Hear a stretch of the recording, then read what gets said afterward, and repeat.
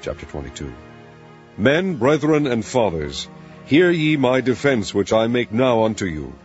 And when they heard that he spake in the Hebrew tongue to them, they kept the more silence. And he saith, I am verily a man which am a Jew, born of Tarsus, a city in Cilicia, yet brought up in this city at the feet of Gamaliel, and taught according to the perfect manner of the law of the fathers, and was zealous toward God, as ye all are this day.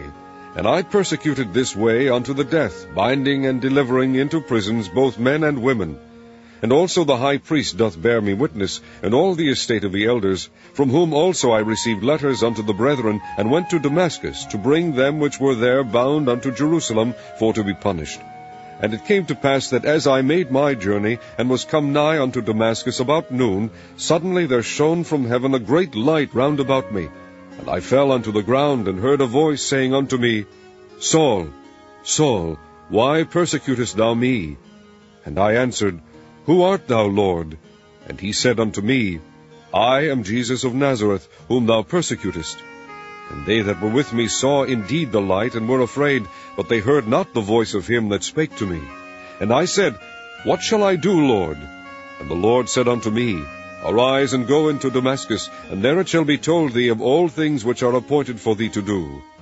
And when I could not see for the glory of that light, being led by the hand of them that were with me, I came into Damascus.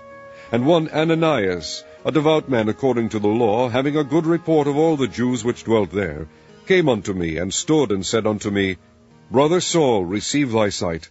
And the same hour I looked up upon him, and he said, The God of our fathers hath chosen thee, that thou shouldest know his will, and see that just one, and shouldest hear the voice of his mouth. For thou shalt be his witness unto all men of what thou hast seen and heard. And now why tarriest thou? Arise, and be baptized, and wash away thy sins, calling on the name of the Lord. And it came to pass that when I was come again to Jerusalem, even while I prayed in the temple, I was in a trance, and saw him saying unto me, Make haste, and get thee quickly out of Jerusalem, for they will not receive thy testimony concerning me. And I said, Lord, they know that I imprisoned and beat in every synagogue them that believed on thee. And when the blood of thy martyr Stephen was shed, I also was standing by, and consenting unto his death, and kept the raiment of them that slew him. And he said unto me, Depart, for I will send thee far hence unto the Gentiles. And they gave him audience unto his word, and then lifted up their voices, and said, Away with such a fellow from the earth, for it is not fit that he should live. And as they cried out, and cast off their clothes, and threw dust into the air, the chief captain commanded him to be brought into the castle, and bade that he should be examined by scourging, that he might know wherefore they cried so against him. And as they bound him with thongs, Paul said unto the centurion that stood by, Is it lawful for you to scourge a man that is a Roman, and uncondemned?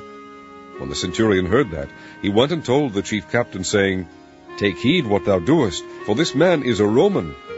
Then the chief captain came and said unto him, Tell me, art thou a Roman? He said, Yea. And the chief captain answered, With a great sum obtained I this freedom. And Paul said, But I was freeborn. Then straightway they departed from him which should have examined him, and the chief captain also was afraid, after he knew that he was a Roman, and because he had bound him.